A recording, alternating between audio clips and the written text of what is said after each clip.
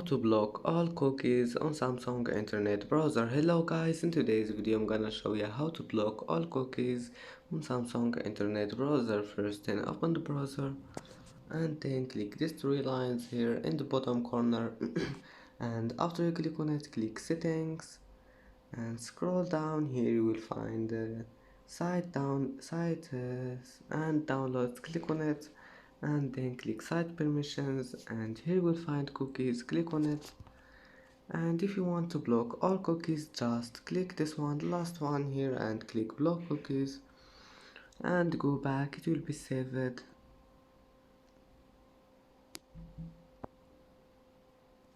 And that's it for today's video. If you like this video, don't forget like and subscribe, and thank you for watching this video until the end, and see you in the next video.